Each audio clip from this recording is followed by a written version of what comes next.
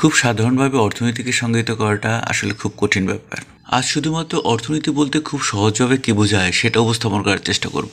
অর্থনীতি বলতে আমরা যতটা না অর্থের নীতি বুঝি, তার থেকে বেশি যেটা বোঝায় সেটা হচ্ছে আমাদের সীমিত সম্পদ ও অসীম চাওয়াকে। অর্থনীতিকে সংজ্ঞায়িত করার আগে একটি উদাহরণের দিকে একটু খেয়াল করি। মনে করেন আপনি 2000 টাকা নিয়ে বাজারে একটি প্যান্ট এবং একটি শার্ট কিনতে গেলেন। সাধারণত যেটা হয়, বাজারে গেলে আমাদের অনেকগুলো জিনিস পছন্দ হয়ে থাকে, কিন্তু যেহেতু আপনার কাছে 2000 টাকাই আছে, সুতরাং আপনি ইচ্ছে করলেই অনেকগুলো শার্ট এবং প্যান্ট কিনতে পারবেন না। সুতরাং এক্ষেত্রে আমরা ধরে নেই 2000 টাকা দিয়ে আপনি সর্বোচ্চ একটি শার্ট এবং একটি প্যান্ট কিনতে পারবেন। এই যে সীমিত সম্পদের মধ্য দিয়ে আপনার যে অসীম চাহিদার কিছু অংশ পূরণ করলেন, এই বিষয়টার জন্য আপনাকে কিন্তু একটা ডিসিশন নিতে হয়েছে।